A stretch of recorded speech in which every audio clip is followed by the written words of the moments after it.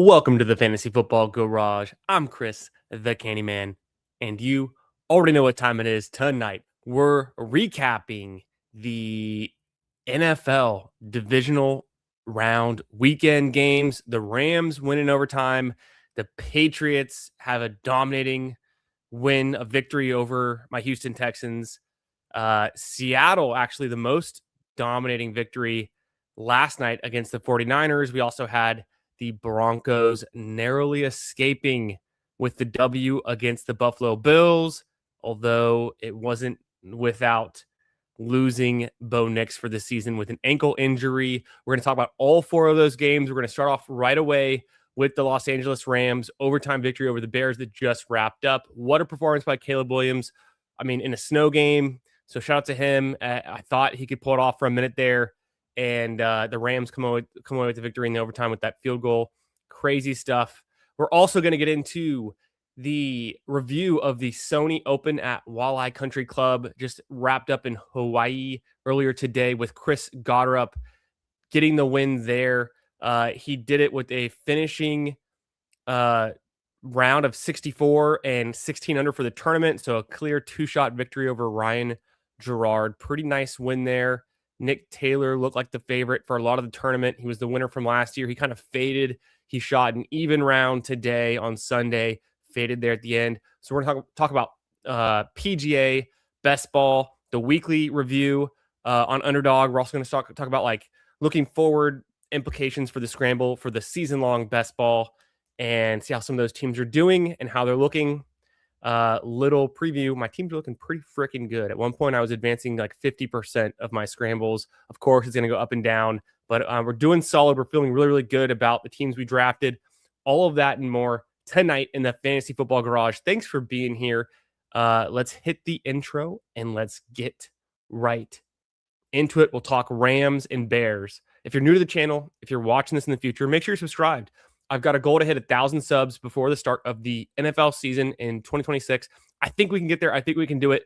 We talk fantasy football, PGA fantasy. We talk best ball all year round.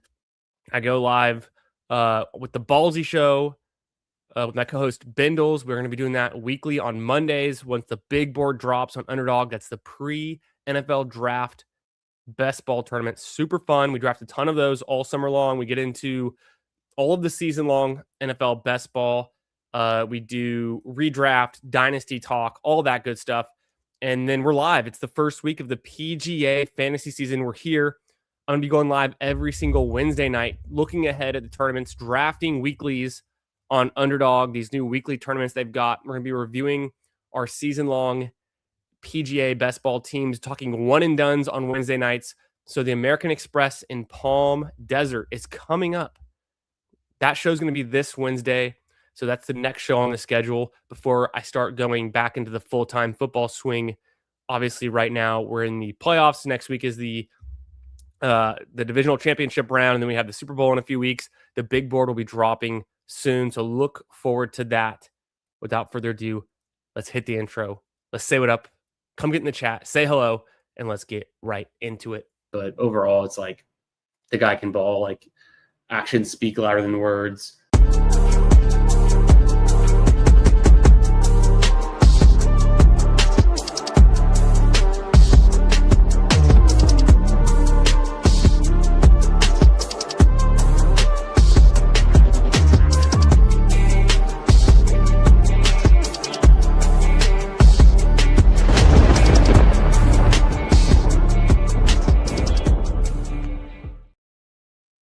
Hey, what's up, fellas?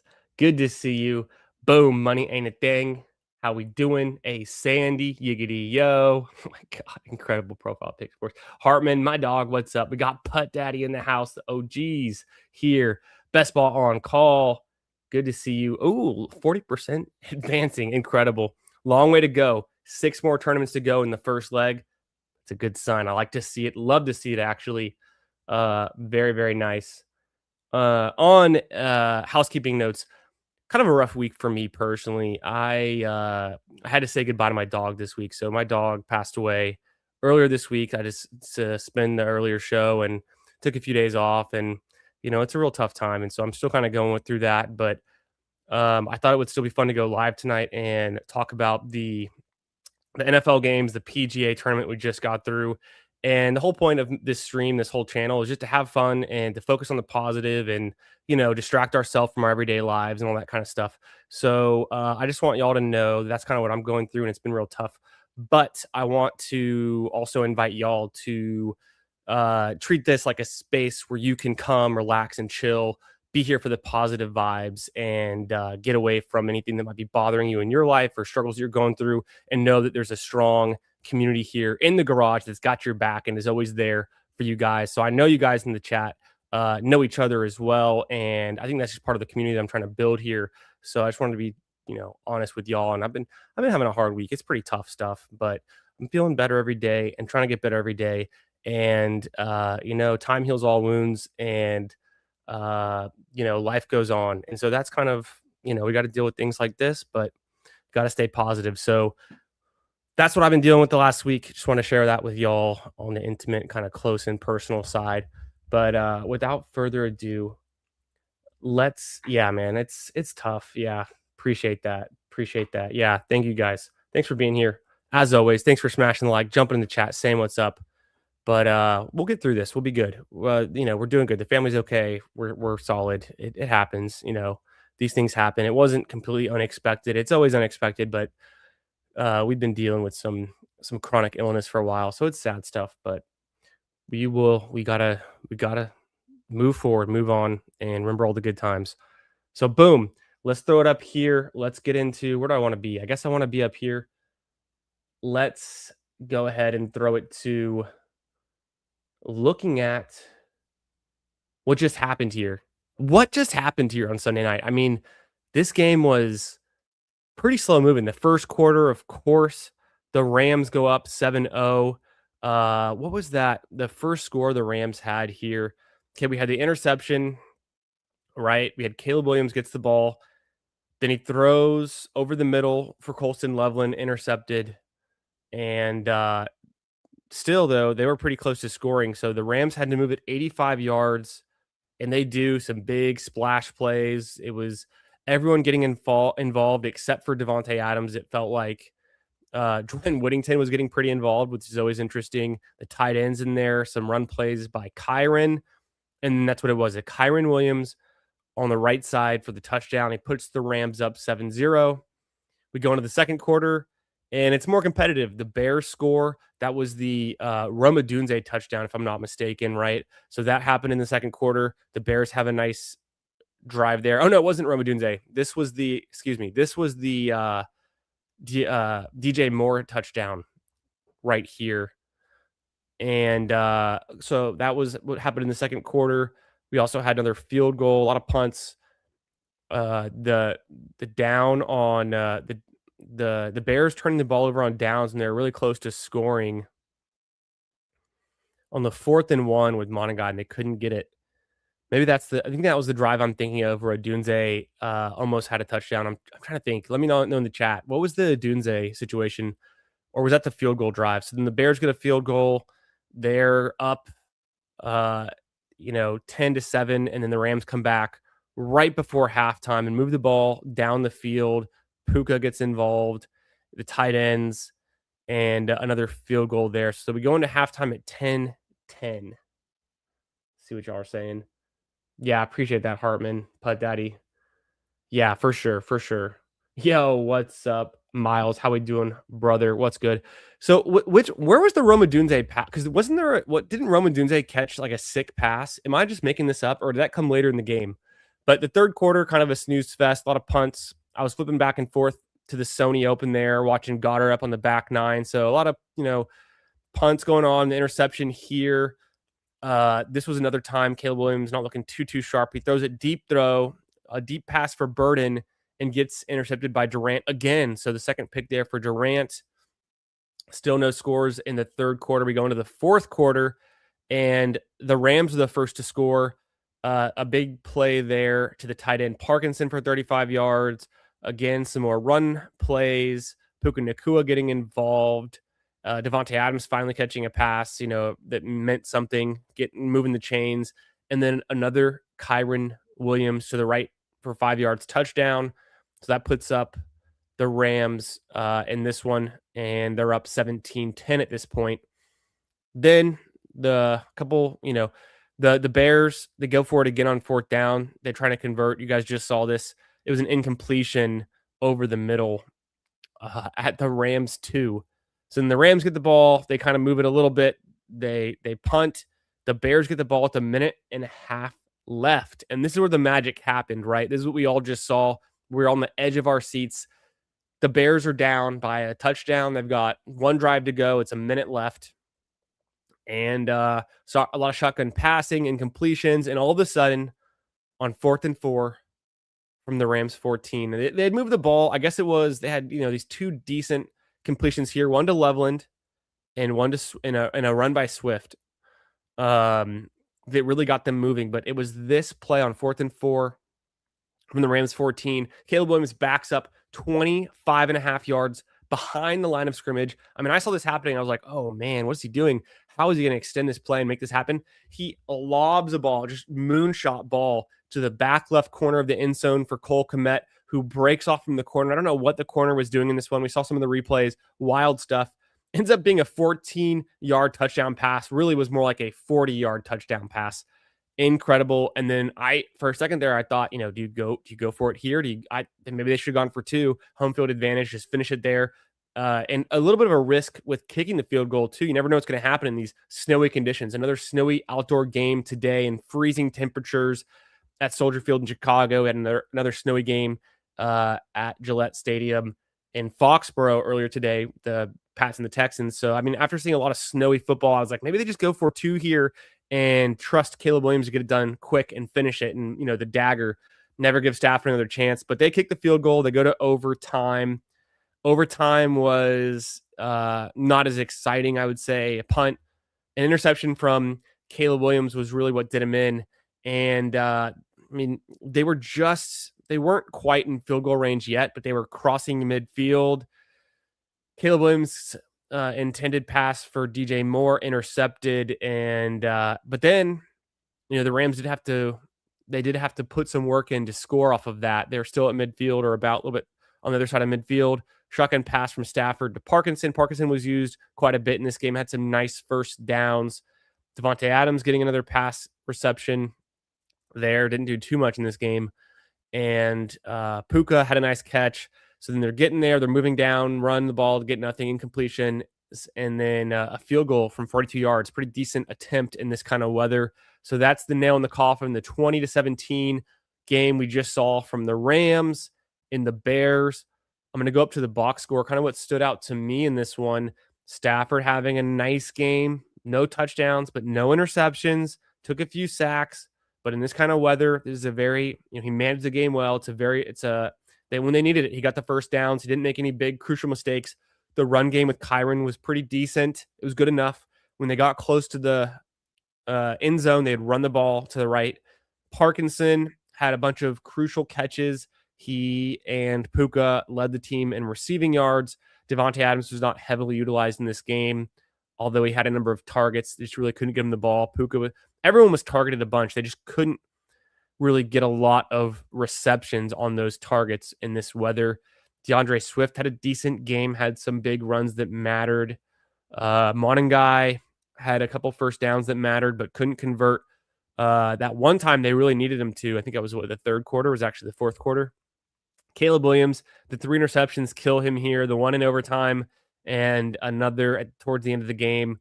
Made it really tough. He did have the come from behind touchdown to tie up the game, but just really not enough to get it done. Colston Loveland, a nice game. Kmet, of course, caught the touchdown in the fourth quarter to tie it up. DJ Moore on a bunch of targets, put some work in.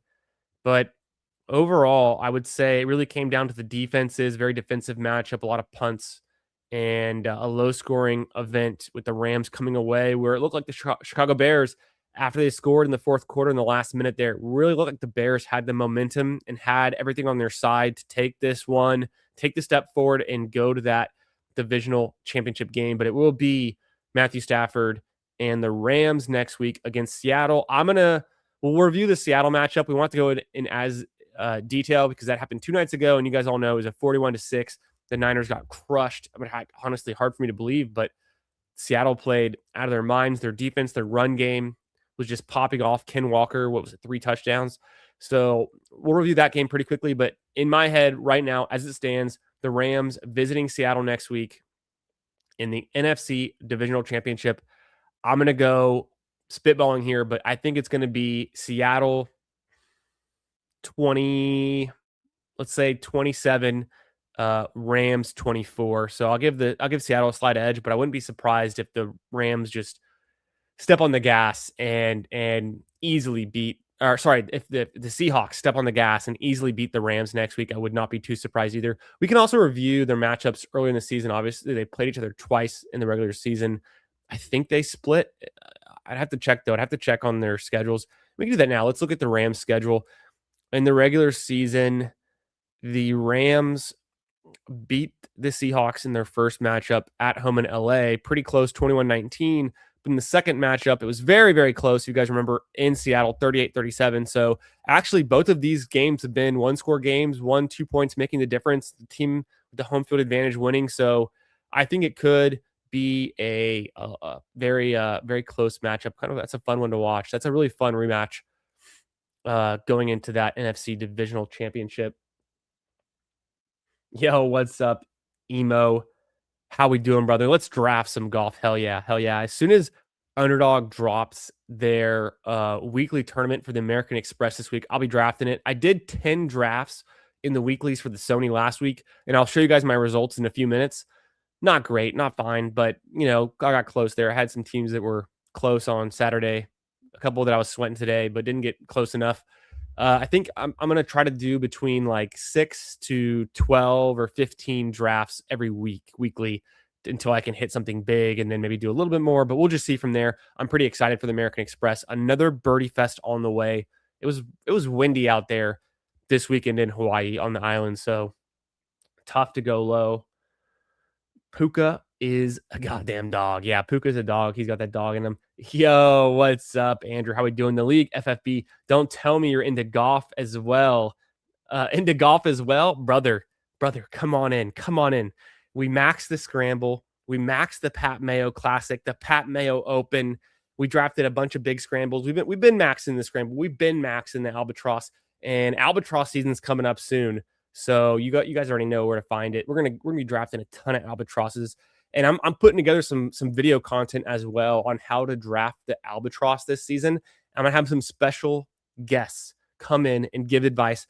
I'm gonna have one guest per major. I'm gonna have a guy come in that you know and love, who's been on the channel before, talk about the Masters. I'm gonna have someone come in, a big name guy, come in and talk about the PGA, the Open, and another big name guy that you guys will be excited for. Talk about the U.S. Open, the PGA, the Open Championship at Royal Birkdale. So a lot of golf content coming every Wednesday night from here on out. We're gonna be drafting weeklies, talking about the Albatross, one and dones, following our drafts, our live drafts, our season long PGA best ball, all that good stuff. I'm excited about that. So a new video to come in the next probably 2 weeks, maybe 3 weeks, if I can coordinate all these schedules. I don't know how much of it will be live and then turned into the video for the PGA Albatross content, but I might have to do some stuff like kind of offline and then edit the clips together because of scheduling. But it's going to be super fun. I'm having some great guests come on to talk about the majors and the major season and how to draft it and which golfers can actually win these majors and our confidence levels in them and what that means for fantasy PGA. So more to come on that. Super excited. But Daddy says the Caleb 3 interceptions, Stroud's 4 interceptions, Josh 4 turnovers. Valuing the football is an absolute must in the playoffs, and you said it right there. That's the key, right? It's the key. Yo, what's up, Coolers? Coolers! I saw Coolers all over the leaderboard in the weekly for the Sony Open. We'll get into more of that in a few minutes. But shout out to Coolers. I'm pretty sure you profited this week. I don't know how many drafts you did, but I saw you up there on the leaderboard. So shout out to Coolers. Hey, man, appreciate the kind words. Thank you so much. Thanks for being here. Just saw the odds for the American Express. The gap between Scott and the second best odds, Ben Griffin, is astonishing, as it should be. I don't know much about golf betting. I don't do a whole lot of golf betting, but I do consume a whole lot of golf betting content.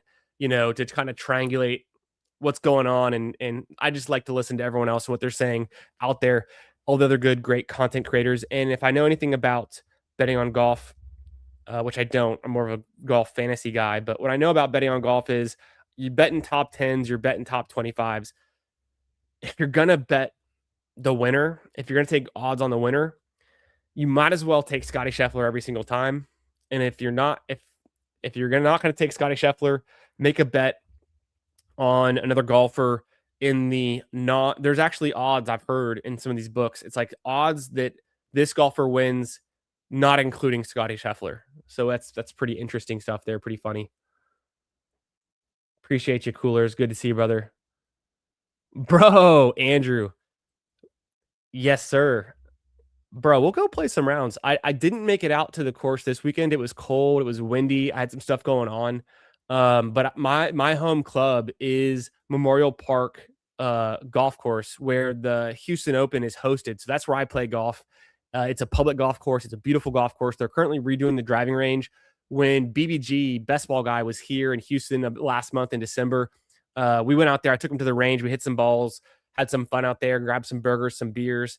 And so I was out there last week and putting and chipping around. I thought about going earlier today, and I just too cold and windy. So I was chipping it in my backyard. I've got turf in my backyard, and I've got a little target set up, and I take out my gap wedge and I'll chip some balls and work on my short game. So I've been working on my short game, trying to get better around the green. And yeah, man, for sure. I'd love to take you out and play around a golf. And then in the Austin area too, my father-in-law has a neighborhood golf course, Georgetown Country Club, that I play at. Probably I play out there once a month. Anytime I'm in town in Georgetown, I visit my family out there a ton. My father-in-law's retired, so he's golfing like 4 or 5 days a week, as much as he can get. And so he takes me golfing all the time. We go out there all the time. So out there we got a course. I know a few courses. There's the Muni course right north of campus in Austin. That's a fun spot. And then I mean I got courses everywhere. My brother lives in Fort Worth. He's got 3 or 4 public courses that he likes to play in rotation. He's golfing about twice a week, so he takes me out there when I visit him. I'm gonna go visit him in May to go to the Charles Schwab Challenge at Colonial Country Club. Shout out! We go every year. We go out there. We get tickets and try to go. We went Sunday 2 years ago. It was really fun. We saw actually shout out to Davis Riley, who almost got away with it today at the Sony.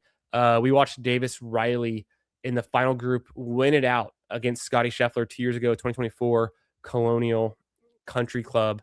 Super fun. So we'll be out there, be at the Houston Open in, I think it's April. I still need to buy my tickets, and I still need to buy my tickets for the Charles Schwab Challenge as well. But those are the tournaments that I like to go to. But brother, let's hit me up. We'll find some times. We'll get some tee times. We'll get out there. It's a little cold and windy right now, but what is it? I mean, 40 degrees, 50 degrees today, midday. It's going to be 70 degrees tomorrow. So the weather here in Houston, just roller coaster. Yeah, Sony went well overall. My season-long PGA best ball teams are crushing right now, doing great. Maybe not as great as Jeff T's, but doing very well overall. I only drafted 10 weeklies, and I had like one that cashed that made money, and I had others that were close, some that were pretty bad, but I'm doing pretty low volume, like maybe 10 or so on average a week, but I'm still excited about it. It's really fun. Fantasy football clubhouse with all this golf content. Hell yeah, brother. I thought about that. Maybe it should just be the fantasy garage. Just a garage full of footballs and golf clubs and all that good stuff. But yeah. Yeah, Coolers played like 40 lineups in the weekly. Yeah, I saw you were up there. Hell yeah. Oh, your best one ran out of steam. I thought you were close. Yeah, you made some back. I saw you had more than one team that was making money because I was scrolling through the leaderboard and seeing what I needed to like get back $100, and I just couldn't get there. Nice. But yeah, that's a good amount of volume. I'm probably going to do, like I said, probably about 10 teams on average per week, maybe more. If I'm really feeling in the groove and getting into it, then I could do more. I thought if I had more time, I would have done more this week. It was kind of a tough week for me, but I'll do more in the future. I think there'll be some weeks where I'll do like 20 or 30 even, but probably about 10 to 12 on an average week. All right, so that covers the Rams and the Bears, the Texans and the Patriots. A sad game for me. I know, Texans fan, live in Houston. It's just tough. Just tough. Tough first half. Stroud having 4 interceptions in the first half. Woody Marks fumble in the second half. It's all downhill from there. Pretty miserable stuff. I blame the offensive line. I'm not like everyone else on the internet right now blaming CJ Stroud. Of course, you gotta, your quarterback, you wear the blame. The 4 interceptions, ugly. There was passes tipped by Hutchinson. There was passes tipped by everyone.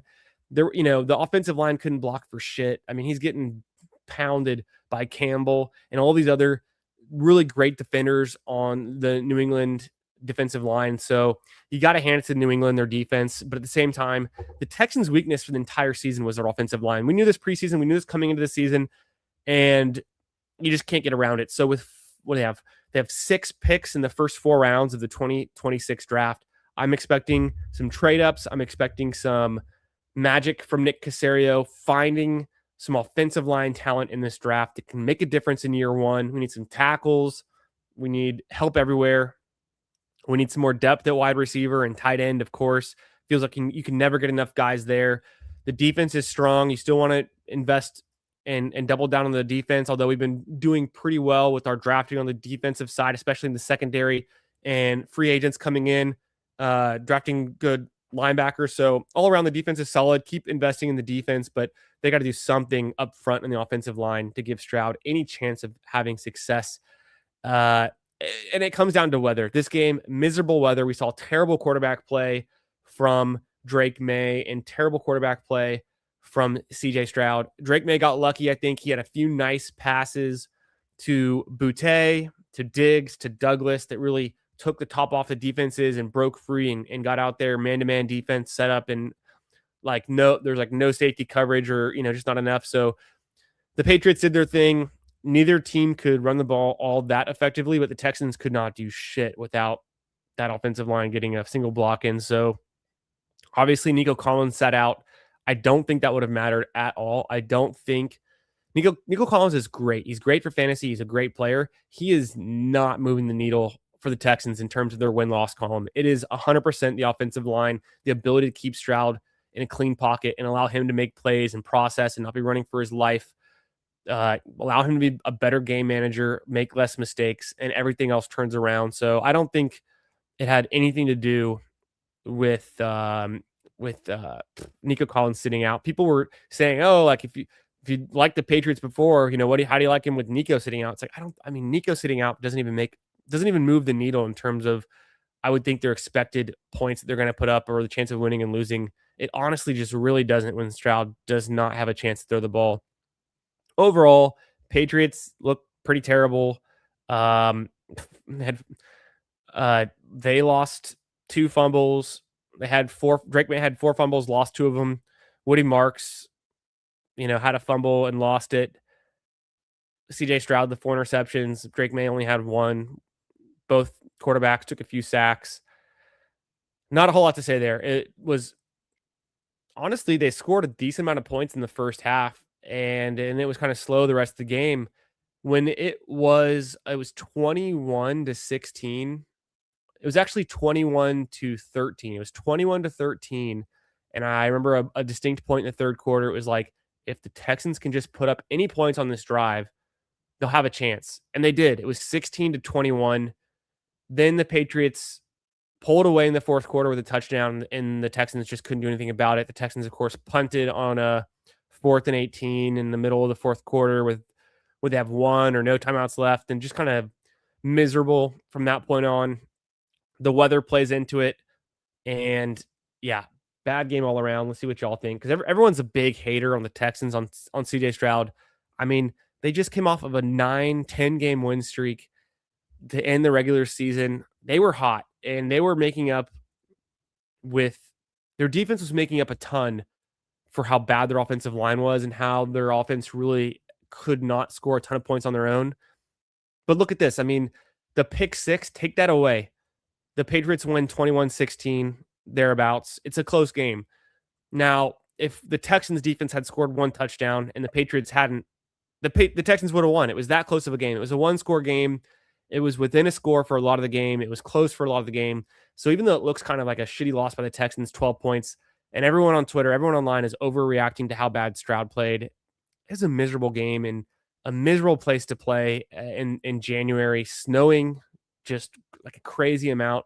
I don't understand. I think it's bad for the game to play all these outdoor games. Football guys, oh, you got to play in the snow, got to play in the weather and the elements. That is like such 1950s thinking. Get a stadium, get a dome, put it indoors on turf. Let's throw the ball. Let's have a higher scoring game. Whatever, though. A little bit biased with the outcome, but I still believe that because even with the Rams Bears product, it would have been much better if it was in a dome in LA than playing in Chicago in freezing weather. I mean, who enjoys that? The fans, there's no way they can enjoy it. It's just too cold. It's miserable, I'm sure. And the players, like, none of them want to be in that situation. So that's my completely biased opinion there. Cooler says, yeah, the main one being a $10, but only having 5K to first is tough. Don't want to keep doing a lot of volume. We'll see how that turns out. I think because it filled so fast for them, they're going to go from what was it like 50? I want to say it was 5,600 entrants. I'm confident it might get bigger. So maybe it becomes 10,000 entrants and the top prize goes up a little bit. But I would slightly agree. I think they're being cautious with rolling it out. Maybe we'll see some $3 entries or $5 entries with a similar, um, you know, 5K payout. But I would kind of agree there. The 5,000 payout's not so attractive to go high volume and to know you're mostly going to lose. Yeah, the Nico being out was not a big factor. I saw people playing up like that was a big deal. I didn't think it was a huge deal. It's unfortunate. The running back position, Marks is the answer in what is going on with Mixon. I have no idea what's going on with Mixon. Marks is fine. He's not really the answer. I think he's a 1B. I think he's a complimentary back, and I really do believe that going forward. You saw Chubb having a little bit more success running it up the middle, running it inside. They got to find a guy like that. Maybe you get him in the third or fourth or even later on in the draft. So I'm not going to put a whole lot of draft capital into a running back for them. If they can sign a free agent, they can actually run up the middle and run inside with some effectiveness, I would like that too. But you got to fix the O-line first. Just it was in the first half of the game, right? I saw it came on screen like the Texans had not had a single rushing attempt without contact behind the line of scrimmage. So that just speaks volumes too. I don't know. Probably, obviously, if it's Jared Stidham, the Broncos defense can still be really strong. If the Patriots play like they did against the Texans today, against the Broncos next week, I think it'll still be close, regardless of the whole Stidham thing. But obviously, we don't want to see the Broncos going to the Super Bowl with Stidham, or is this going to be some Nick Foles, 2.0 kind of hot streak from Stidham? I'd seriously doubt it, but yeah, I guess we're pulling on the Patriots. We're pulling for the Patriots to win it now, or I mean, at least to get there. And then if they play the Seahawks or the Rams, I would think they play the Seahawks, right? Kind of how I'm leaning. The O line is just so important. Dale said it perfectly. Yo, what's up, Dale? Good to see you, brother. Um, yeah, CJ does get too much hate. The O line was terrible. The running backs play was terrible. That's what it comes down to so much. Yeah, what's up, Miles? Weather of playoff football is elite vibes. It is kind of okay. It is kind of fun because it's like, oh, it's cold. Wow, what's gonna happen? Rough and tough defensive football, but it makes the offensive product so much worse. The Indiana Bears won't have to deal with this bad weather soon. Yeah, apparently they're moving, right? Yeah, the QB play. What's up, Paulino? How we doing, my man? The QB play was pretty weak. Texans defense is scary good. And it just comes down to one game, one game. Can you get like the Patriots defense had a pick six? If that didn't happen, the Texans defense finds a way to make one more stop, or give up one less penalty, things would have changed. I thought in the first quarter on the Texans' first drive when they scored that field goal, there was a flag thrown for motion when Schultz, who got knocked out of the game with an injury, Cade Stover got knocked out of the game with an injury, but injury is part of it, so you can't complain. But it just, compounds the ability for the second half comeback to, there's no good options to throw to. They're going to freaking Harrison Bryant. That penalty, though, the fullback didn't have his hand down on the ground when Schultz was in motion, I think was the call, or maybe it was the tackle, or maybe it was the guard, but whoever it was, in the moment, I was like, what the hell kind of call was that? Stupid call. 5-yard penalty goes from an easy conversion to scoring a touchdown to a field goal. That just kind of set the pace for the refs, just slightly biased in favor of the Patriots. They're, went back and forth on some of these pass interference calls, whatever. I think that's fair. Leave it up to someone to make a play. But I thought that first call was a little bit too. That was that was too ticky tacky. That was like, I don't know. Let him play. What's come up? Motion. The guy didn't have his hand down. What difference does that make?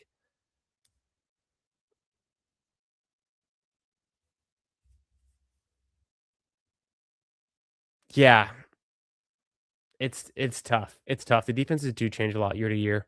The Texans, hopefully, obviously, they need to invest in offensive line, but keep doubling down on defense through free agency, a couple smart draft picks, second round picks, things like that. Their secondary, their linebackers, their defensive line have been very, very strong and getting better with experience over the years. So I love to see that. All right. We don't have to talk too much about these Saturday night games. The Seahawks blow out the 49ers. Ken Walker goes off for 3 touchdowns, has a bunch of breakaway um, plays. Shaheed, of course, returned the very first kick of the game for a touchdown that kind of set the mood. Sam Darnold didn't have to do too much. He only had 12 completions, only threw the ball 17 times. Still had a touchdown to JSN early in the game. The 49ers just never really in it. It wasn't even like it was like a big back and forth with turnovers. I mean, the 49ers just could not generate offense, and it's kind of wild. 2 turnovers, a few punts. I mean, each possession in this game felt like it was kind of, it was the Seahawks just being able to score quickly, and then the 49ers kind of giving the ball back pretty quickly. I don't know. I'd never felt like the 49ers had a chance in this one. I don't know how much there's more to say on this. I think the Seahawks are kind of the favorite right now to win the Super Bowl, is how I'm feeling. Some people were saying that going into the playoffs. I didn't know if I truly believed it there, but they don't even have to ask Sam Darnold to do so much. Very strong Mike McDonald defense, a very good run game, a good offensive line, surprising to the positive. So, yeah, perfectly said by Coolers. It's like Seattle D was just attacking the ball.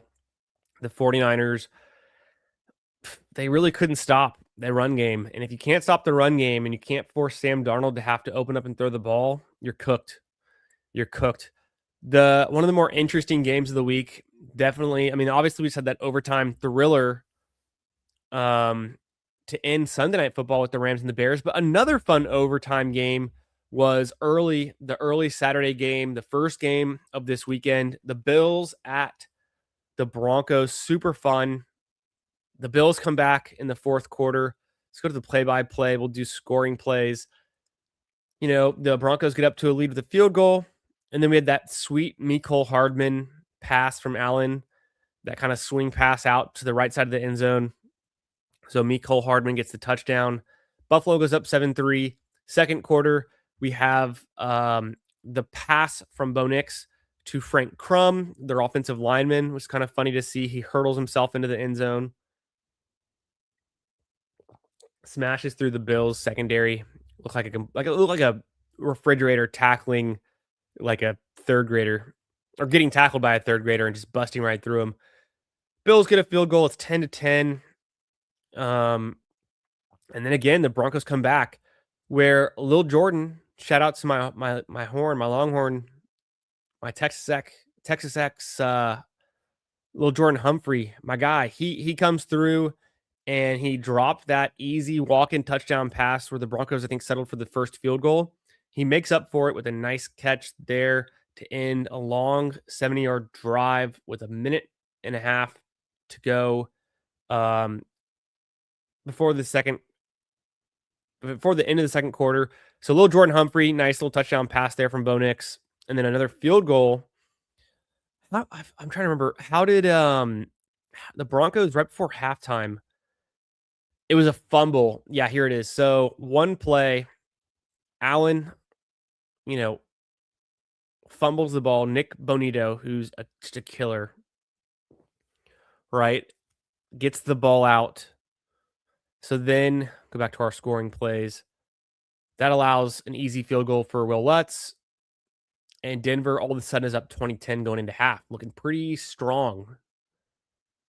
Will Lutz has another field goal coming out of the third quarter. Keon Coleman finally finds Pater, makes himself useful, a 10-yard pass. I don't think he had too much else in this game other than that pass. But 17-23, Buffalo coming back. Then we had fourth quarter, Josh Allen, the Winter Soldier. Some magic. He throws the touchdown to Kincaid, which was nice. Now it's 24-23. Bills are up. Then they kick a field goal with Matt Prater about halfway through the fourth quarter. They're up 27-23. It's a 4-point game. Jeff T says, Seahawks were my pick before the year. Did a playoff bracket and pick Seattle. New England Super Bowl looking good now. Nice. What's the pot for the pick 'em? Is it just a pick or do you got something on it? It's a good guess. Should have been you, Curtis Samuel. Yeah, exactly. Yeah, and Josh missed him for one. Right. Josh Allen was looking kind of good and bad. He had his moments. He was a little bit shaky, missing some overall, he always comes back though. Didn't think the Bills were going to do much in the playoffs. It was fun reminding Liam of that on X. Oh, Putt Daddy. Yeah. Yeah, dude, if the Bills were still in this, I think it'd be a little bit more exciting. Bills, Patriots in this AFC Divisional Championship, given that Bo Nix is out and injured, given that circumstance. But yeah, you can't really count out Josh Allen unless it's in overtime. Apparently, he never wins in overtime. Everyone saw that stat, like 0-8 in overtime or some shit like that, and he just cannot make it. Very far in the playoffs. He has the most playoff wins without a Super Bowl appearance of all the active quarterbacks and of many quarterbacks for like the last 50 years. So tough scene. Yeah, Keon Coleman's an afterthought going into the next year. I mean, anyone can do what he can do. He hadn't done much, hadn't progressed much. If anything, he took a step back. Mims had a sweet touchdown reception to give the Broncos the late lead with like a minute left. The Broncos had a pretty nice long drive to end the fourth quarter. Give Josh Allen a minute. He'll go a mile. Prater ties it up with a sweet 50-yard field goal, which he knew he was going to make it in that high elevation, situation there at Mile High Stadium, whatever they call it these days. And then overtime, let me go to the actual all plays. Overtime came down to the interception here. The Broncos get the ball. They punt. The Bills have the ball, but not too long. Josh Allen pass incomplete. He had a negative yard run from Cook right before that. And then Josh Allen goes deep for Cooks, intercepted. And the Broncos still had a long way to go. And the time was running out. Obviously, they go into double overtime, but Bo Nix getting it done, just dice him up. The short pass to Harvey was pretty sick. That's what Harvey should be doing and how he should be used. A big penalty on the deep pass towards Sutton, the pass interference, that made a big difference. And then you just needed one more dagger, but it was really the penalty here. And it came to Mims. It would have been a deep pass to Mims. Another defensive pass interference called. The Bills fans hated it. The refs are really making a difference in this one, but I don't know. I guess you just kind of call it how it is. That gets in there. They can essentially kneel the ball out and kick the field goal from Will Lutz to end the game. So it's kind of an anticlimactic ending, but the Broncos were the better team. Josh Allen, so close, yet so far away. The turnovers did not help. The 2 interceptions from Allen and the fumbles, 3 fumbles, 2 lost. Also, James Cook having a fumble. So it's the turnover. It's the turnover story. The story about, how do you lose in the playoffs? It's the turnovers. Everyone knows it. Everyone talks about it.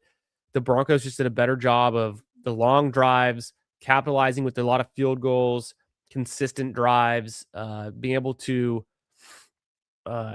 find the open receivers for some big plays. Marvin Mims, Cortland Sutton, some big first downs, even RJ Harvey. And Pat Bryant left the game early, but had some meaningful plays in the first quarter at least. Hey, look at me just over here ranting. And Byron, my man from Back Nine Bets with the 5 gifted Mimbies. Shout out to Byron. Thanks so much, my man. Thank you for the gifted memberships. And thank you for being here. Hope you had a great Sunday night, my man. Hope you're doing well. So fun having you on the channel last week to kick off the PGA season. Hope your scrambles are doing well. Hope your bets were landing. And I hope you're doing very well. Everything's going good. Staying warm up there in the cold winter Midwest you got going on. But thank you so much, man, for the gifted memberships. Always appreciated, never required. But shout out, boom, to Back Nine Bets, our boy Byron. If you haven't checked out the stream that he and I did, not this last Friday, but 2 Fridays ago, so fun. It was a riot. It was a blast. We'll do it again soon. And make sure you're subscribed to Back Nine Bets. Incredible golf content, betting content, fantasy content, and just, one of the best guys in the space. So make sure you're subscribed over there as well. And thank you again, my man. Appreciate the support on the channel. Shout out to Chris Gotterup. Hell yeah, I love Chris Gotterup. The strong season from Chris Gotterup. The end of last season continues. So love to see it. It was a fun finish. I was kind of pulling for Davis Riley. I was kind of pulling for Nick Taylor, but I like to see a guy like Chris Gotterup stay hot.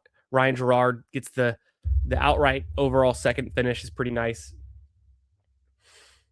Hell yeah. Thanks again. Let's see who get these memberships. I don't know if I can. Let me pop over to YouTube real quick. Let's see who won these. Boom. Pull open the YouTube. I think it will say there. Yeah. Okay.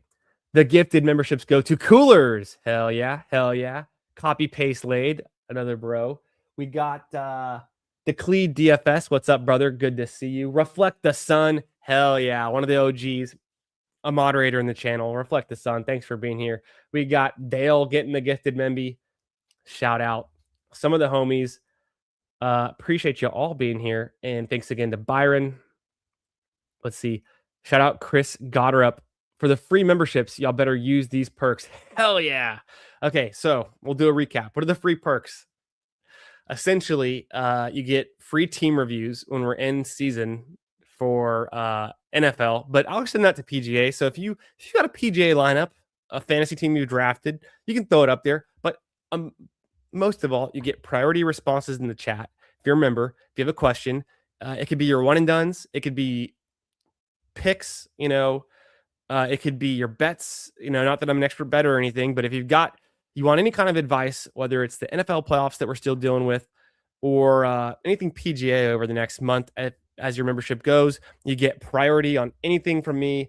If you follow me on Twitter at FFB Garage, you can tag me on Twitter and I'll respond there as well. I'll do fantasy reviews, team reviews, all that kind of stuff. Or if you have any kind of cool questions, usually in season for the NFL, it's like sit start, stuff like that. But here in the playoffs, when fantasy's over for the NFL, but we're getting deep into it for PGA, it's like whatever you got, I'll hook you up. So shout out to Byron, my man. Spreading the gift, the Membies. Yes. TY. Yeah, Gotterup's a legend. Yeah, we love Gotterup here. Big Chris Gotterup channel. Cash Gotterup, so that's where the Membies come from. Hell yeah. Big Chris G channel up in here.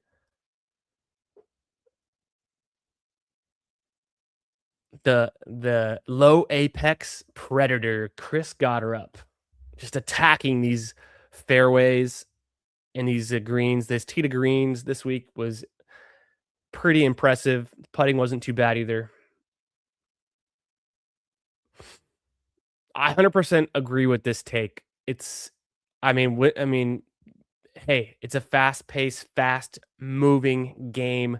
There's always an up-and-comer. There's always someone, moving up in the ranks. I don't know where Gotterup's going to end in the official, golf world rankings after this win. I have to think back. We could find out. We can look at it. I can look at it here. Where was Gotterup? I have him pulled up here. Boom. Oh, I'm not screen sharing. Let me screen share. Boom. I already had it up in anticipation. Do this. Okay, so this is Goddard. I know I'm covering most of it, but Goddard was 28th in the world going into this week. I mean, he's got to be knocking on the door at top 12, top 15 at this point after that win. It's a decent win. It's a pretty strong field at the Sony. So we'll wait for Data Golf to update. I'm sure if we go on Twitter and we look at like Nosferatu or someone else, they're probably already projecting the change in the official world golf ranking for Goddard. We'll go to the leaderboard there in a minute too. Boom, here we are. Here's the leaderboard. We'll get into it. Do some PGA talk. And I'll talk about implications for like season long, implications for the rest of the year, especially what it means for like the scramble, what it means for outlook of certain players. If anything, if you can get anything out of a one tournament kind of change in the direction of how seasons are going to go. But Morikawa trending down, the new kind of up and coming, golfers like the Godderups, the Gerard guys, the McIntyres, the Bridgmans, up, up, up. Davis Riley, up, up. I mean, we knew Davis Riley had some potential. He couldn't close out. He pretty terrible tee to green this week, but killing it in the putts is where we saw. So, but Davis Riley, he's won before. He's won multiple times, and we know he's got it in him. We've seen him have strong performances at some majors like the PGA last year. So I'm a believer. And if he can get some things figured out, I think Davis Riley can have a hot season. I wish I had a little bit more Davis Riley in my season long. I've got some. I wish I had some more. Another guy who's been around, a veteran, Patrick Rodgers, with an outright third overall finish. Pretty nice for him. I drafted a ton of Patrick Rodgers in season long best ball for PGA and the Scramble, and I'm liking that start. The biggest implications, I think, in these results is actually for Patrick Rodgers, because he's the only guy that doesn't have signature event status. He was already previously in the Swing 10, so if I'm not mistaken, so he already had access to the first two signature events. But now with this third overall finish, he's going to be atop the Swing 10 in the next 5 standings, kind of going forward. So in the FedEx Cup. So Patrick Rodgers is a guy who's going to be able to get access to these signature events almost certainly for the next month or two, as it's looking like it will, it's only one event, but it's looking like he's a good bet to play into some of those events, and might still be playing a ton of events on the season and grinding it out anyways. So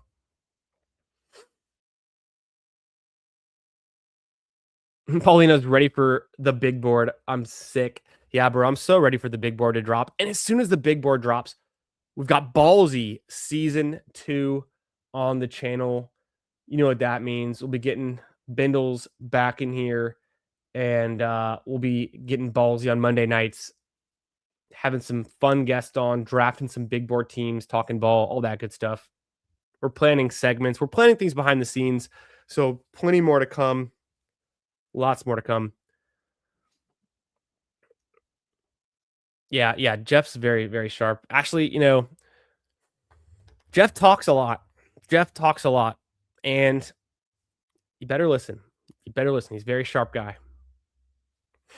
I don't know if he's only telling us the good news. He might have some things he's not telling us, but Jeff's usually on top of it. Still in diaper. Morikawa, he didn't play a lot last year. He was all right to start the season, but I know what you mean. Yeah, what's up, Darren? Good to see you, brother. If the best ball season ended today, I would win my best ball league with my Goddard, McIntyre, Pendrith, Knapp, Henley, and Kayana team. I love that. I remember, I don't know if that's the team you shared that I had seen, but I mean, obviously killers. McIntyre, Goddard already looking hot. Pendrith didn't have, where did Pendrith finish decently, right? I'm going to scroll down. Pendrith finished T6 in that big group of guys who finished either T6 or a few that were T11, T13. So Pendrith was right there. He kind of came on and didn't get a lot of screen time, but had a nice week. Henley did fine. Knapp did totally fine as well. Love that lineup. I have at least 25% of every golfer in the top 5 at the Sony. Great start, but plenty of golf left. Yeah, that's how it goes. It really does. It really comes down to it. But a strong start like this, from my experience, will pay dividends. It'll go a long way. It'll go a really long way. And, this tournament, Goddard wins 16 under. The average of the top 25, So we'll stop here at T24 since there's so many guys there, but the average of those 7 under, 8 under, 9 under to 11, 12, 14, and 16, the average is going to be close to about 11 or 12 under. So 11 or 12 under for the top 25 guys, not necessarily the kind of scores that are going to break the slate or going to like define the first round of this tournament advancing. It's gonna come down to the American Express.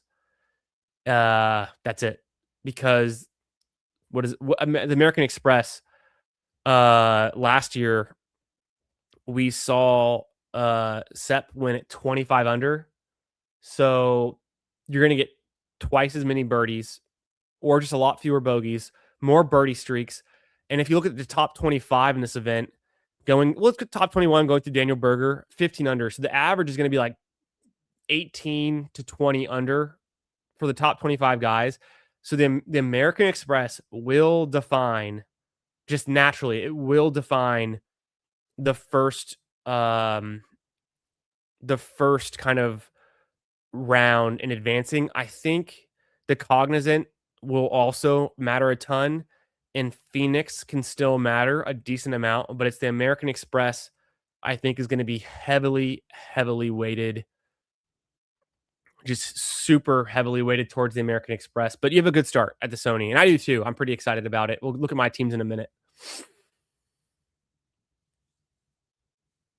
Me too. Me too. Yeah, for sure. I was kind of bummed, and 100% true. It is a low scoring event. I was kind of bummed that it looks like Cameron Young had committed to the Farmers for his debut tournament. I thought Cam Young would definitely play the American Express. He got cut there last year, and looks like he's not too fond of playing out at Palm Desert, whatever. So that's kind of a bummer because I drafted a good amount of Cam Young. Fantasy implications for what we're looking at here. So let me just repost that we're live. Boom. Okay, sweet. Make sure you follow me on Twitter at FFB Garage. Make sure you like the stream here. Make sure you're subbed here. Come get in the chat, say what up. Let me know how your weekend went. Hope you're doing well, everyone. Hope you're looking forward to a great week. We're moving forward. It's the Sony Open. It was a Chris Goddard victory. Nothing changes there except that he moves a little bit higher up in the world rankings, and he's a killer. And it could be a big season for him. It could be a Ben Griffin type of season for him. Can we see Goddard win multiple times, 2-3 victories on the tour this year? Hard to say. We don't want to get ahead of our skis. The guys who usually win these first tournaments, the Sony, the Century, it's really hard for them to find continued success the rest of the year. It's just hard to repeat, hard to win on the tour in general, but Goddard's gotten it all going right now. So if you gave me odds that Goddard wins another tournament this year, given how many starts I expect him to make, I'd coin flip. That's really, that's big odds that he wins again. So I think he can do it. I think he'll definitely be in the conversation for some top 10 finishes and a good guy to bet on. So excited about that. If he can hold it all together. Strong finish to last season, winning the Genesis. Finished second at the Open behind Scheffler, and then now at the first event of the year. And I mean, even in his fall, let's go back to Chris Goddard's fall events that he played. So then, it was third at the Open. He finished third at the Open. I think I said second, but second was actually Harris English. So he was one off of Harris English, but finished third. Then the 3M, T10, nice. The St. Jude didn't do much. BMW didn't do much. The Tour Championship, top 10, but, small field, dirty guys. Still nice. But he didn't play a whole lot this fall. The Bay Current, T40, Hero World Challenge, 19 out of 20 guys. So not that impressive, but different events, and, we'll see. Strong start to the year here. Yeah, I guess that's what it was. I thought Cam Young was playing. Xander, I wasn't too sure about, but I mean, if that's what you're saying, they're on the website and they pulled out. It's a total bummer. Got up in lineups for the Genesis and the Open. Yeah, clutch. Yeah. No doubt. Thor Bjornsson making a season debut at the American Express. Keep that fall momentum rolling. Big fan of Thor Bjornsson. Excited to see it. Excited to see his debut. I think he's a guy, Stanford, if I'm not mistaken, for Thor Bjornsson, right? So he's a West Coast guy. Can he find some success in Palm Desert? And gonna be another fun week of kind of resort style golf course, I guess if you can call it that. These are all tournament courses, but beautiful backdrops, mountains and scenery. Hopefully, I don't think there's usually not a lot of wind in Palm Desert. I don't recall there ever being a lot of wind there, and that's kind of how players can go so low. Okay, so implications: Goddard, nothing much changed. Gerard, nothing much changed. Nice finish for him. Patrick Rogers, he's going to be a player contending for these swing 10 and Aon next 5 finish, points to get into these signature events. And a guy that is a tried true veteran, also a Stanford guy, if I'm not mistaken. Patrick Rogers has been on the tour for a long time. Still hasn't got that first victory on the tour, but can he elevate his game? If you guys, okay, it was hole 10, hole 11, hole 14, hole 15, and hole 17. Patrick Rogers had putts that went within an inch of going in or 2 inches rolling past the hole to one side or the other. If he would have nailed 1, 2, 3 of those putts, he could have been contending right there with Chris Goddard to win this thing. So Patrick Rogers was putting very nicely today on Sunday and it finished with 65 on the round. Really nice score, but just not enough to get it done. And if 2 of those putts would have landed, 3 of those putts would have landed, he'd be in conversation right now. We'd be watching a playoff for this one. So Patrick Rogers coming out hot. Can he sustain that? Let's hope. Let's see. But he should be playing himself into more events and still grinding out a bunch. Otherwise, McIntyre, of course, everyone's favorite right now. I should have picked. I mean, I don't know if I should pick him for the one and done because it's not a huge money. It's like the lowest purse of the year, I'm pretty sure. So not a big money event, but McIntyre was a shoo-in for a top 10. It seemed like even with the stronger field this year, guys like, Hideki playing among others. Jacob Bridgman, nice, but his status won't change. Berger, nice finish. Pendrith, great, but their status will not change. Lee Hodges, a guy I drafted a few times in season-long best ball. Wish I had more. Him, along with Davis Riley, who I did draft a little bit too. Davis Riley goes 1 over for the day and just kind of was struggling. Had a really tough, I think it was hole number 9. He blew up for a double bogey. It was actually hole 8. Hole 8, he blows up for a double bogey. He has 3 bogeys in a row. So just really had to take his medicine there, and it couldn't, man, tough for him. Tough finish on the end of the front 9. So Davis Riley could not get it done, but he was contending. So I think for him, for Lee Hodges, they're non-signature event guys who can get a big boost from this kind of finish. Jake Knapp to some extent as well. And then we see Pearson Cootie have a nice finish and it's going to elevate him. So these are the guys we're talking about immediately for the next swing 10 that will calculate for the events that are after Pebble Beach and the Genesis, and also the season-long swing 5, which is just the total, adding up all the FedEx Cup points for these guys. So these guys have a clear lead in that list. We see other names that stand out to me. Nick Taylor was fun to watch. In this one, he kind of faded the last 2 days, but had the early, lead and won the event last year. I like Nick Taylor, drafted a bunch of Nick Taylor. So not a bad finish from him, still a top 20. Kevin Roy, I only drafted him once in season-long best ball. I wish I had a few more, but he just seems like a guy who's going to play a lot of these non-signature events and grind them out. And it's pretty, nothing too flashy there, but, had a chance at finishing top 10. Just went over for the day. Ben Griffin in there in a fine spot. Henley doing fine. John Perry was interesting, kind of fun to watch. He had a bad Sunday relative to what you would expect. So he was kind of a guy we were watching out of the corner of our eye. Interesting for him. Just a veteran of the game, but the first time being on the PGA Tour, kind of as the full season ahead of him. Who else? Didn't see a whole lot of Spieth. Saw him talking to his caddy, but we didn't see a whole lot of Spieth. Still finishes top 25. Not bad. Corey Connors stumbled. Couldn't really get it together on Sunday after posting a really nice 65 on Saturday. Michael Kim had an eagle today, but still, really couldn't make too much noise. Having a tough Saturday, 74, kind of put him out of it, even though he made the cut. I don't know, kind of scrolled through. Spawn had a pretty ho-hum week, had 66 on Thursday and Sunday, but in between pretty, bleh. What else? What else stood out? Smalley had a nice run there on Thursday. Couldn't follow it up with anything much from there on out. And similar, Aaron Rye just kind of petered out. Rico Hoey, didn't see him at all on the broadcast. He never really got close to making a splash. Brian Harmon didn't do much. Matt McCarty didn't do a whole lot. Kiefer, although he had a nice Thursday and got some good airtime talking with Smiley there in the press box. He really didn't do much the rest of this tournament, but it still makes the cut. Some of the names that did go ahead and get cut that are kind of a surprise. Keegan Bradley misses the cut. Morikawa misses the cut. Ryu Hisatsune misses the cut. I think I expected him to make it. Eckroat, Hostler, Cole. Kirk misses the cut. That was surprising to me. McGreevy, not too surprising, but it's fine. I kind of thought he might be able to make it in there. Grillo missing the cut to me was pretty surprising. Who else came close? He had a just terrible, terrible Friday.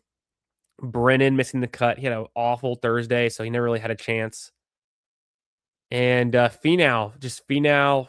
Oh, Nico Echeverria. I was kind of surprised, but he had a really bad Thursday, so it would have taken a lot for him to get in there and make the cut. Neil Shipley, rough start to the season, so kind of tough for the Shipley love. The Christopher Wrighton pick, he just had a miserable Friday, so hopefully he can kind of get it back together, but that one was hurting. And yeah, so an interesting tournament, the Sony, some implications for the future. Don't read too much into it for guys that either missed the cut or even guys who finished decently. There's a long way to go, but yeah, just an exciting one, a fun one. Did anyone else do the channel flipping today, going from the snowy college soldier field to beautiful Hawaii golf? I did too, Darren, and what a juxtaposition that was. It's like, I know where I want to be, and that's probably why I made a comment earlier. I was like, why are they playing in Chicago with no dome? Why are they playing in Foxborough today with no dome? It's probably because I was flipping back to Walleye Country Club in Hawaii right now. It's 70 degrees and breezy and sunny. It's like, can we figure something else out for these football games? But 100%.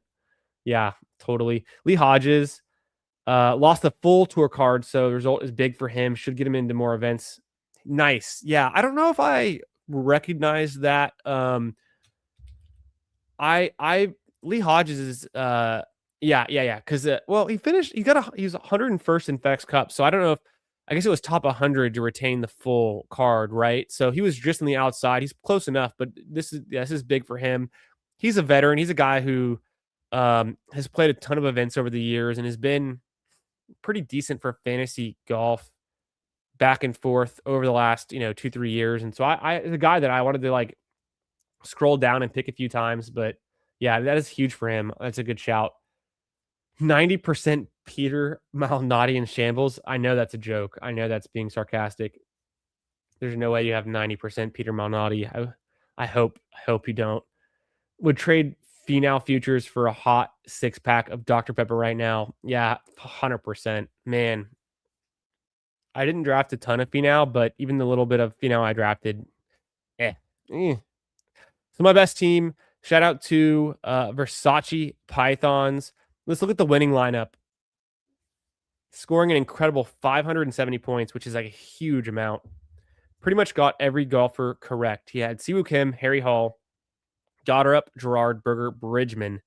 So just did not miss. Insane point total. 10 points ahead of the next highest score. And for someone who finished top 25, like 50 points ahead.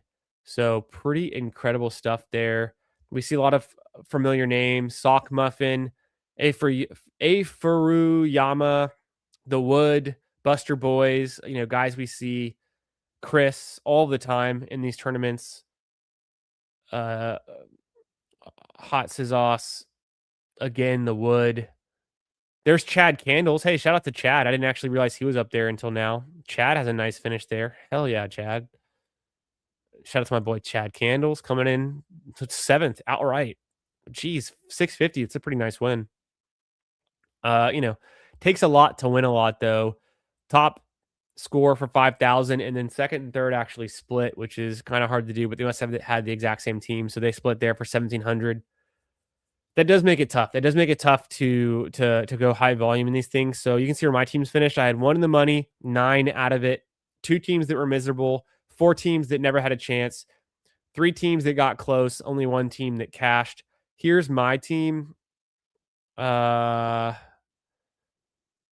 I don't know why it's saying it says 17.15 here, and then in there it says $10. I don't know what that means, but maybe it's just not updating.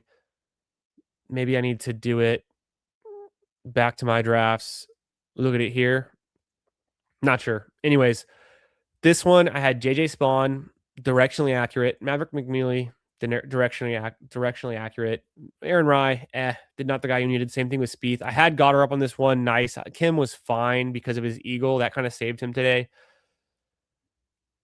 Not a bad lineup though. I mean, this is I would look at this roster and suspect that I would have done pretty well in this tournament, and I did, but 100 points off first place, so that just speaks to how hard it is to win these things. Let's go to the best ball results. Yeah, half the things Jeff says are very sharp and accurate, and the other half of the things you have to just decide for yourself. Typical trolling. Huge round from Gerard today to get there. He did. He really came back. Another guy I like. I'm pulling for a lot. I drafted a ton of. We can look at my exposures. Don't laugh. I'll pull them up. Look at my exposures here before we get too much into it. Oops. I did the thing where I'm on the wrong screen and I hit zoom. Over here. Can I zoom? Yeah. Okay, so Russell Henley. I drafted the shit out of Russell Henley. And then he kept falling the entire drafting season. So whatever. I ended up with a ton of Russell Henley, but I still like him. But, probably shouldn't be that much exposed to him. Cameron Young, I've already talked about that. Sepp, I like that. Hoey, I still like that. Goddard, boom. My 5th most drafted player.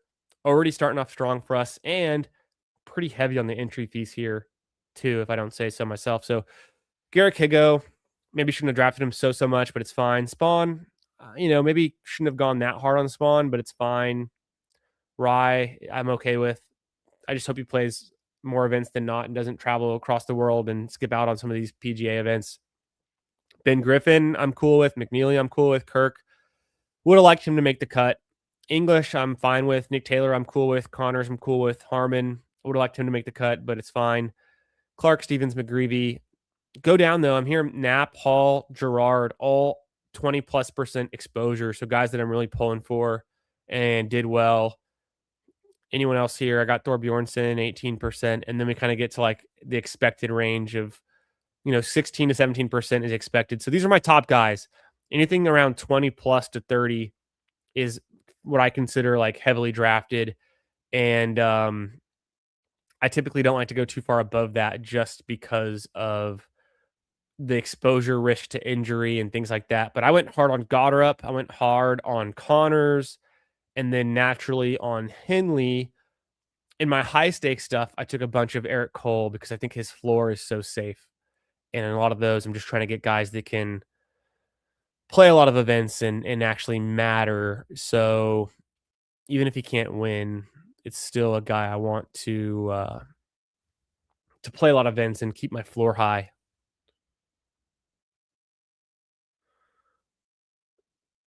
Yeah, the Chris that I see in the best ball streets is the imposter Chris. But he does a lot better than me in like the daily stuff. So he must be doing insane volume though. I don't know how to describe it. Oh yeah, ADP means nothing in the scramble. I've got a bunch of Henley at pick 13, 14, 15, 20, 21, 30, 31, 40. So yeah, ADP means nothing in the scramble. We just got to have the right guys. We know that. True. Darren says, Gerard outright second knocked me from 2nd to 7th in my best DK DFS lineup this week. Nice. Oh, it knocked you from 2nd to 7th. Oh, not nice. I read that backwards. Tough. Yeah, it is tough. Sunday, so much changes on Sunday, right? Okay, let's look at my Pat Mayo qualifiers. These are a $150 entry. At one point, they were all golden advanced, but I've got 2 that are strong, looking to advance. This one's got Rory on it. This one's McIntyre, Pendrith, Connors, some, pretty strong. So I'm shout out to JT, but I'm ahead by a decent margin. That feels good after the Sony. This one, nice little margin there, about 50 points ahead. And then my last one's in third, but it's not too bad, not too far off. And it was in second or first yesterday. So I'm feeling very good about my high stakes Pat Mayo Classic entries, as anyone should at this point. If you've got any advancing, you're only expected to advance 1 out of 3. I've got 2 out of 3. So that's double advance rate. And I could even get 3 of them. We'll see. My big scrambles, a 1 out of 6 expected advance rate. I have 8 entries, and I currently have 4 advancing for a 50% advance rate. I've got 2 in second that at one time on, I think, Friday or Saturday, were also advancing. So I'm looking to advance somewhere between, expected would be like 1.5 teams or less, actually. Expected would be like, almost 1.5 teams. I'm looking to get like 3 or 4 times expected advance in the big scramble, which would be sick. Like that. We like that. The Pat Mayo Open is a 2 out of 6 advance as well, if I'm not mistaken. And I'm trying to advance 1, 2, 3, 4, 5, 6, 7, 8, 9 out of 15. So I'm essentially, you would expect to have like 4 to like 6 teams. I've got like 9. So about double advance rate in the Pat Mayo Open. That one feels pretty good. $25 entry. And then, of course, our scrambles. At one point in the scramble, I had 50 teams advancing. That was some point on either late Friday or early Saturday. I had 50 out of my 150 advancing, which would have been sick. It's about, I'm advancing. This is 31 teams right now. So you can just, whatever your winning is, divide that by 20, because the winning gets $20 payout. So I'm advancing 31 teams right now out of 150, which or 31 teams. 31 out of 150 is a 21% advance rate, which is about 1.25 times the field. So, I mean, I would expect that. I was less concentrated in my scrambles. I was getting more like, I was drafting varied teams and higher volume than my other higher stakes ones that I was advancing a lot stronger in. But that's kind of what I want. I want to spread it around and have a lot of different teams, and hopefully they're just built right where they're strong and can survive and get through the next round, and not too overbuilt for round 1, but really built for round 4 if they even get there, is kind of the thought on this large field tournament, the scramble. On the other higher stakes ones, smaller field ones with easier advance rates, especially the higher advance rate stuff in the Pat Mayo where it's 2 out of 6. I'm kind of just building solid teams that have really high floors, trying to get to advance. And then in the big scramble, my tactic was just also build high floor teams that can advance, because the final is like 25 teams or so, or whatever it was. Not very many teams, so not as geared for winning in the finals in the fourth part. But like, these scrambles are completely geared for trying to win in the 4th leg of this race, getting to the finals and then being able to win when you're there. There's 261 teams in the final, I'm pretty sure, if I'm not mistaken, if I remember correctly. So, but I feel good. 31 teams out of 150, and I plan for the Sony pretty well, but I think I plan for the Cognizant even more than that, and hopefully the American Express too, where a lot of this is going to matter. So, quick recap. I don't want to dive too far into any of these teams because there's just so much to look at, and it's super early, but bangers like some of these teams. Oh, feeling so good with my selections. A lot of Goddard up, like I was showing, and a lot of other strong picks. So hopefully just distancing myself in the pod, getting that 1 out of 6 advance, and advancing a bunch of teams into this tournament, which goes into like the Players and the Masters in the second leg.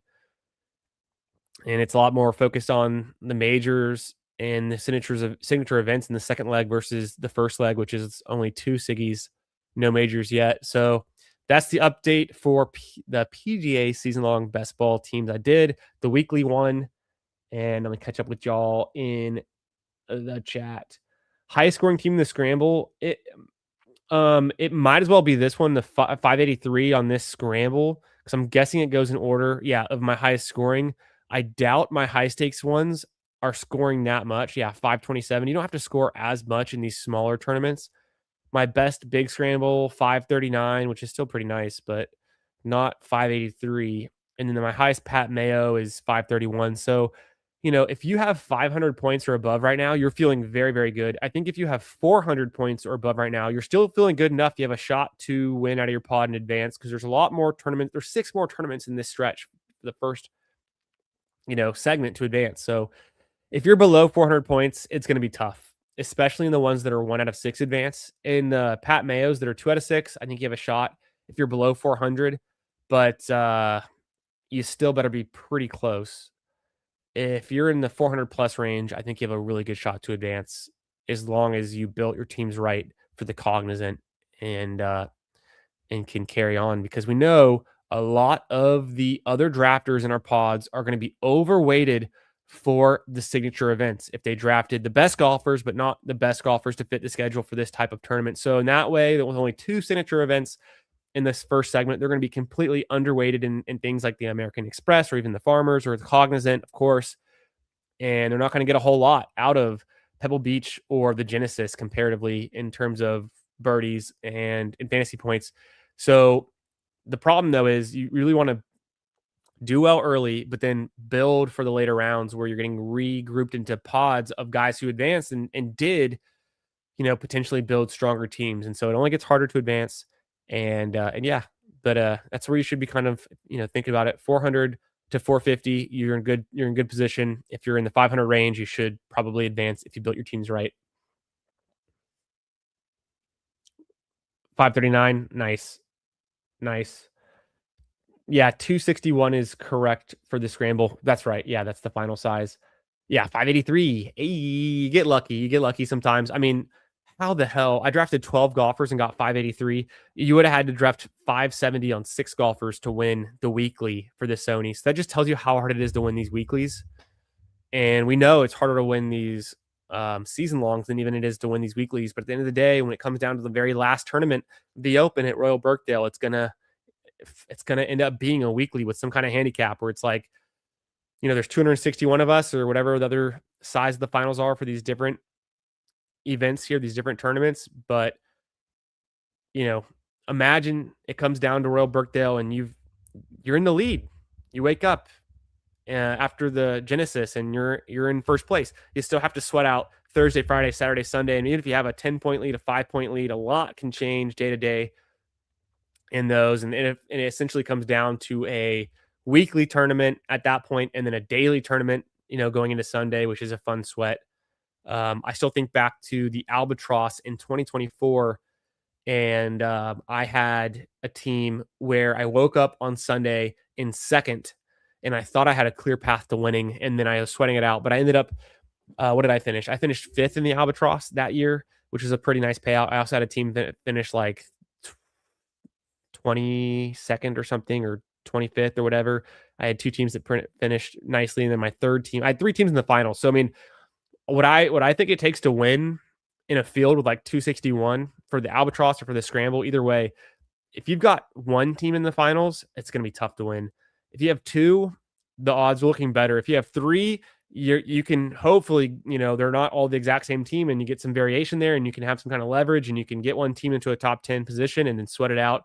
But if you have like 4 or 5 teams in the finals in a field this size, I think that is like the ideal position to be in. Like 4 or 5 teams in the finals, you could feel really strong. You'll have at least 1 in the top 10 if you don't just get completely unlucky. But the baseball starts in April. I'm a multi-sport draft elite, but I am not in the baseball streets. I will save that for someone else. I'll stick to what I know. I know golf somewhat well, you could say. I like golf. I'd like to follow it. I get excited about it.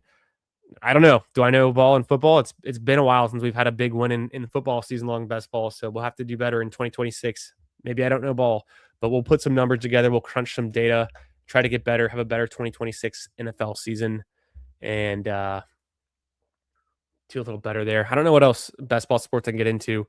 College football seems too tough. I tried that last year, didn't try it this year. And you're not going to see me into NBA anytime soon. I used to do a lot of fantasy NBA back in the day when I was in college and like after college for a few years, but it's I can't get into it these days. I just don't have enough time to get into it, and that's a lot. It's a lot. Um Peter Malnati teams. I mean, it'd be easy to find your Peter Malnati teams. That yellow ball just stands right out in the rough because that's where you're going to find it, over there in the rough. It's not going to be in the fairway. Any outright leans for American Express, saving that one for later in the show in the week. I'll give you a little shout. I mean, we can look at, I mean, I love to look ahead at the American Express for funsies. Obviously Scotty Scheffler. I don't usually pick, I mean, I don't bet, I don't bet on golf. I'm just kind of doing weeklies in the season long PGA. I'm not making any bets myself. So I don't have, take it from someone who's got nothing at stake. So maybe that's good or bad. You could say, so I'm a little bit unbiased, but obviously Scotty Scheffler, I am always going to bet Scotty Scheffler to win. If I was going to bet someone to win, what I would rather do is bet who can finish top 10, and they're easy. Scotty Scheffler finish top 10. I want him. I think Akshay is kind of fun, just from a gut feeling. Ludwig's kind of fun from a gut feeling to finish top 10. And you can extend that to, like, maybe he wins outright. So as I'm kind of naming top 10 guys, I'm doing that from like a perspective of what I would, if I was going to bet, what I would do. But if you want to extend that to who you think could win outright, I think it's a similar bet. Although honestly it's not, because it's a lot harder to win than to finish top 10. But kind of scrolling through, those are the names I like the most so far. Just high caliber golfers, strong field, guys who I feel confident in there. Even with Ludwig, I'm not like that crazy confident about it. I definitely would, you know, you could throw in Sam Burns in there over Ludwig. That's probably fine. Be cool with that. Scotty's just too obvious. But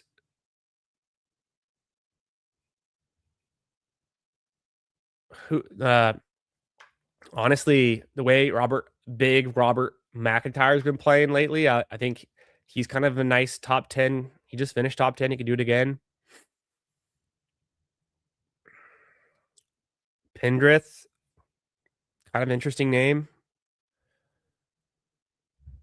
Davis Riley, I don't think we go. I mean, that Patrick Rogers and Davis Riley, I don't know. We have to look at some course history, but could they stay hot? Probably not, but maybe.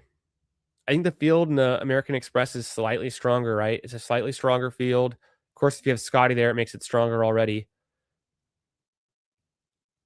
How did Adam Scott just do last week? I thought Adam Scott would have been a good pick for the Sony, but maybe American Express is a better pick for him. Sep, I think, is nice, of course. And then if we're going longer odds, I like a Thor Bjornsson is pretty crazy, but kind of a fun shout.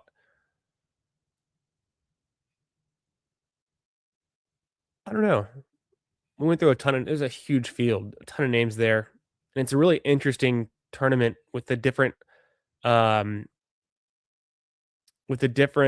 courses, the Pete Dye Stadium course, La Quinta Country Club, and then the other one was a Nicholas tournament, is what they call it. I have played La Quinta. I have been to La Quinta. It's been a long time. I was in high school when I did it, but incredible. And then there's another course out there I played the same week. I can't remember the name of it right now, but it's killing me. I have to think about it. I can't remember it. I can see it. I can see it, but it's been a really long time. I was probably 16 when I played it, which was actually like you know, I was a better golfer when I was younger than I am now. I just used to play more. But yeah, super fun looking ahead. Coolers, what are you thinking? Who you got? I want to. I shouted out Ludwig. I want to bring him up, and then we'll look more into this on Wednesday. We're gonna do a big show on Wednesday. So Ludwig, what's his course history at the American Express? He hasn't played it. He didn't play it last year. 2024. I think he did play it then. No, 2023. He wasn't. He wouldn't have been there. Yeah. So no, take that back. I don't know about Ludwig. I don't know. Not sure how I feel about him. He's kind of hard to pin down when he's going to do well or not. I take that back. I take that back. Sam Burns. I feel like the vibes are better here. American Express T29, 2024 T6. I like to see that. And then went on a little hot streak there in the West Coast swing. Where's Sam Burns from? Isn't he? He's a Southern guy, isn't he? American Express T11. So yeah, I'm going to stick with it. I like Sam Burns. I think he's an interesting pick.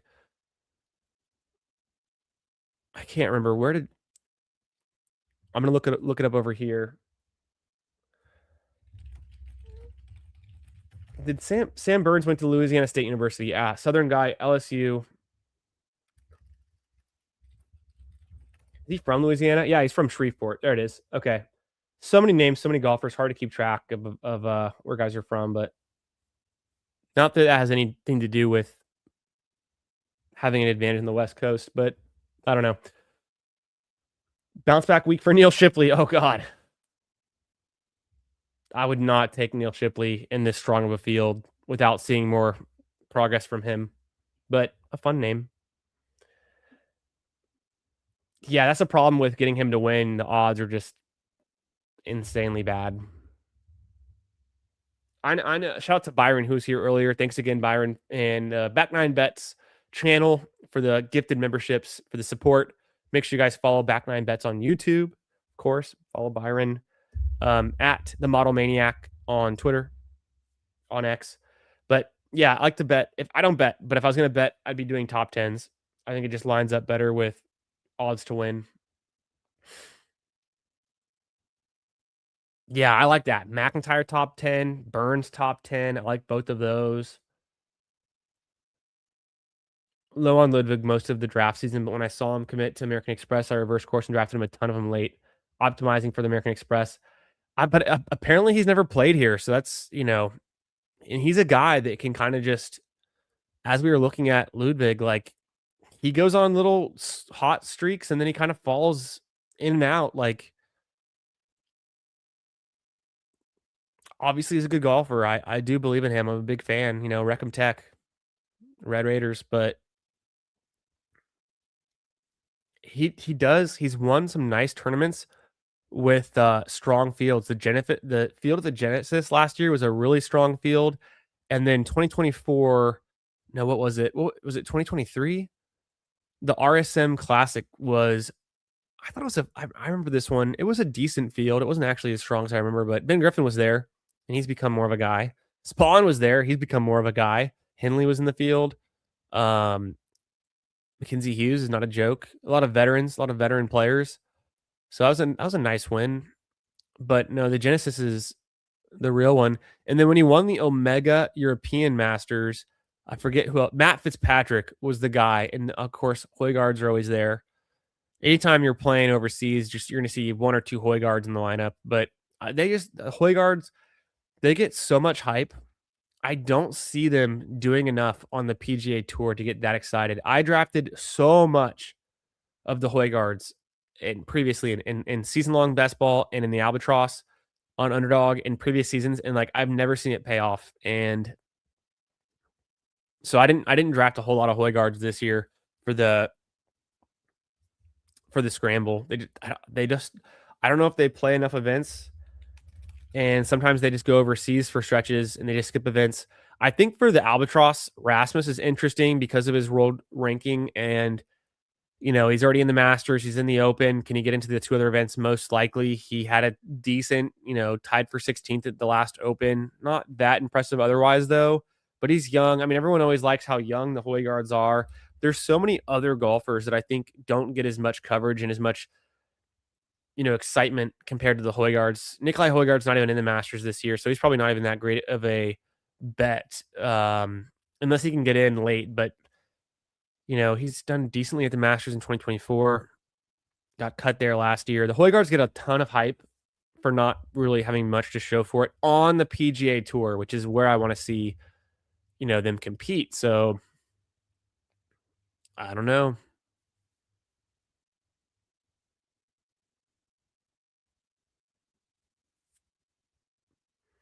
Yes, could be. The Dubai field was, there's even a Dubai event next week, right? The Hero in Dubai. So there's still a lot of guys like who aren't going to come back yet. So we'll see how that kind of plays out. All right, guys. Thanks for being here. Thanks for being subscribed to the channel. We've got a show coming up next. Is going to be Wednesday night. We're going to do a preview of the American Express. We're going to talk one and dones. We're going to draft some of these weekly American Express best ball teams on Underdog. We're going to review and look at everything, and we'll go through. We might even pull up some, some data golf, pull up some of Rick Rungood, course fit model, and look at players and things to pick our one and dones. I didn't do good in my one and dones for the Sony. I picked Colin Morikawa, got cut. I picked Nico Echeverria, he got cut. And then my last one I picked was Nick Taylor. He did fine. That was actually a fine one. I'm pretty sure I picked Nick Taylor in my third one. So we're doing fine in the one and done. It's not great, but I'll see you guys Wednesday. If I don't have a surprise stream tomorrow or Tuesday, expect to see you guys Wednesday. Thanks for being here. Thanks for the love, and appreciate y'all. Have a great start to the week. Have a great Sunday night. And I'll catch y'all in another one real soon. Appreciate y'all for being here. Later.